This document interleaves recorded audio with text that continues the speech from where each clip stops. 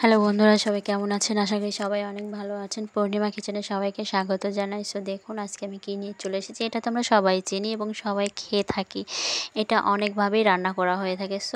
So দেখুন আমি আজকে রান্না করেছি ইঁচড় বা কাঁঠাল, কাঁচা কাঁঠাল।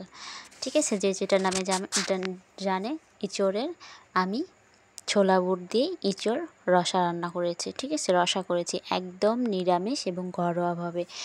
আমি কিভাবে করেছি সেটা অবশ্যই শুরু থেকে শেষ পর্যন্ত দেখতে হবে এবং পূর্ণিমা কিচেনের সঙ্গেই থাকতে হবে। দেখুন আমি ইঁচড় বা কাঁঠাল এখন কেটে নিব। আর অবশ্যই আগে হাতে যে কোনো ধরনের তেল, সরষের তেল হোক, সয়াবিন তেল হোক, নারকেল তেল হোক, যে কোনো তেল থাকলেই হলো, সেই তেল দিয়ে আপনার হাতে মেখে নেবেন। মেখে নিয়ে তারপর আমি কাঁঠাল কেটে নিব। ঠিক আছে, আপনারা দেখতে থাকুন। সো সবাই কেমন আছেন কমেন্ট করে জানাবেন, কে কোথায় থেকে দেখছেন সেইটাও বলতে ভুলবেন না। আর পূর্ণিমা রান্না আপনাদের কেমন লাগে সেটাও কমেন্ট করে জানাবেন। সো দেখুন আমি কেটে নিয়েছি ছোটো ছোটো করে, এই দেখুন। তারপর আমি মাত্র একটা আলু দিয়েছি, বেশি দিই নাই। সো এবার আমি এই জল দিয়ে আর সামান্য একটু 1 চিমটি হলুদ দিয়ে কিছুক্ষণ মানে 5 মিনিটের জন্য ঢেকে রাখবো। ভিতরে যে একটা আঠালো এবং এক ধরনের কষ বা রস থাকে সেটা কেটে যাবে। ঠিক আছে, সেই জন্য আমি সামান্য একটু হলুদ দিয়ে জলের ভিতরে 5 মিনিট ভিজিয়ে রাখবো বা ঢেকে রাখবো। তাহলে উপরে যে কষটা রস বা এক ধরনের রস থাকে, কষ্টা লাগে, এমনি খেতে গেলে বুঝতে পারবেন, সেই ভাবটা কেটে যাবে হলুদ এবং জল দিয়ে ভিজিয়ে রাখলে। ঠিক আছে, সো তারপর দেখুন আমি তেলের ওপর দিয়ে দিয়েছি এই যে ছোলা বুট ভিজিয়ে রেখেছিলাম। বেশি পরিমাণে ভিজিয়ে রাখি নাই, 5-10 মিনিট ভিজিয়ে রেখেছিলাম। তারপর আমি ছোলা বুট, জিরা ফোড়ন, কাঁচা ঝাল, তেজপাতা দিয়েছি। এবার আমি সুন্দর করে লাল লাল করে ভেজে নেব। দেখুন আমি একদম নিরামিষভাবে ইঁচড় রান্না করছি, একদম নিরামিষভাবে। ঠিক আছে, 2টো শুকনো লঙ্কা ভেঙে দিয়েছি। এবার আমি কেটে রাখা ইঁচড় আলু তেলের উপর দিয়ে দেবো, দিয়ে এবার নাড়াচাড়া করে নেব। ঠিক আছে, একটু হালকা করে ভেজে নেব। আমি একদম নিরামিষভাবে রান্না করছি, আপনারা চাইলে মাংসর মতো করেও রান্না করতে পারেন।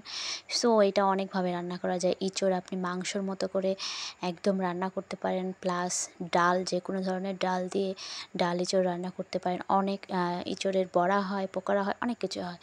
সো দেখুন আমি পরিমাণ মতো নুন দিয়েছি, হলুদ দিয়েছি, জিরা গুঁড়ো দিয়েছি, ধনে গুঁড়ো দিয়েছি, চালের গুঁড়ো দিয়েছি। এবার সুন্দর করে নাড়াচাড়া করে নেব। এবার কষিয়ে নেব, আগে একটু ভেজে নেব, 2-4 মিনিট নাড়াচাড়া করে ভেজে নেব। তারপর আমি সুন্দর করে কষিয়ে নেব। যতটা সুন্দর করে কষানো যায়, যে কোনো ধরনের তরকারি হোক, সেটা 100% বেটার হয়। ঠিক আছে, সো আমি নাড়াচাড়া করে নিচ্ছি। দেখুন আপনারাও কিন্তু এইভাবে ছোলা বুট দিয়ে কাঁঠাল রান্না করে খাবেন, কী যে মজা লাগে। সো ভাবতেই পারবেন না। অনেক কিছু এখানে অ্যাড করা যায়, অনেক কিছু, যেমন বাদাম পেস্ট, এই ছোলা বুট, তারপর আপনি ঘি, মাখন, নারকেল, অনেক কিছু।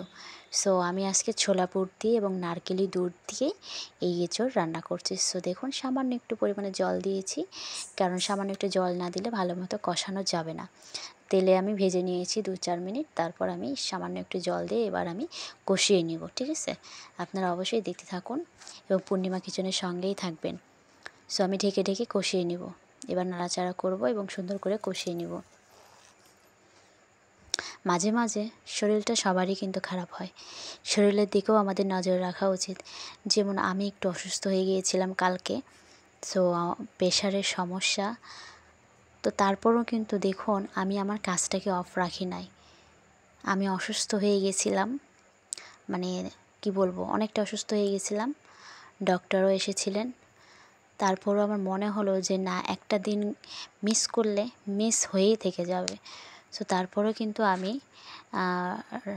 আমি যে কাজটা করেছিলাম, যেমন যেটা কাঁচা পেঁপের পকোড়া, সেটা আমি এডিট করতে হবে, ভয়েস রেকর্ড করতে হবে, তারপরে তো আমি ছাড়বো, তাই না?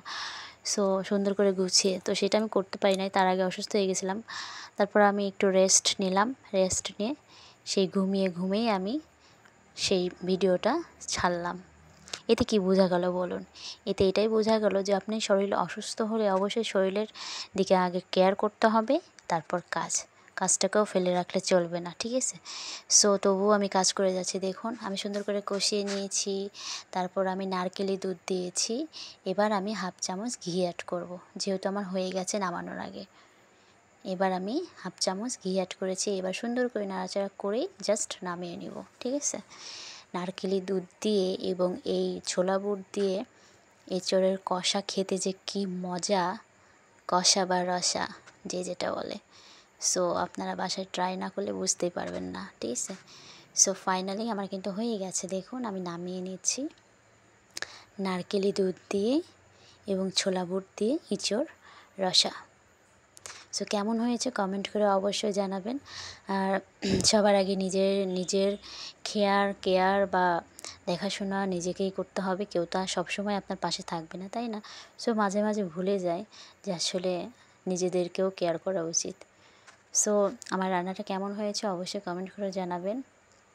আর অবশ্যই নিজেদের কেয়ার করা উচিত। আগে আমরা ভালো থাকবো, তারপরে তো আমরা কাজ করবো, তাই না? সো কতটা মাখো মাখো হয়েছে বন্ধুরা, একবার দেখুন।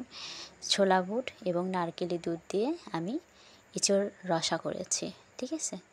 ছোলা বুট এবং নারকেলি দুধ দিয়ে, ওয়াও কী যে মাখো মাখো হয়েছে, একবার দেখুন। একদম নিরামিষভাবে রান্না করেছি, কতটা সুন্দর হয়েছে একবার দেখুন বন্ধুরা, জাস্ট ওয়াও এসেছে, তাই না? সো আমার এই এঁচোড় রান্না কেমন হয়েছে কমেন্ট করে জানাবেন। আর অবশ্যই আপনারা পূর্ণিমা কিচেনের সঙ্গেই থাকবেন। আপনাদের সুন্দর সুন্দর কমেন্ট আমাকে এগিয়ে যাওয়ার জন্য অনুপ্রেরণা, সাহস যোগায়। সো আমি জানি আপনারা এভাবেই আমার পাশে থাকবেন। আমিও সবার পাশে থাকতে চাই, ভালোবাসা দিতে চাই। আপনারা সবাই এই ছোট্ট পরিবারের ছোট্ট চ্যানেলে থাকবেন এবং শুরু থেকে শেষ পর্যন্ত পূর্ণিমা কিচেনের সঙ্গে থাকার জন্য, ভিডিওটি দেখার জন্য অসংখ্য ধন্যবাদ জানাই। সবাই সুস্থ থাকবেন, ভালো থাকবেন। টাটা বন্ধুরা।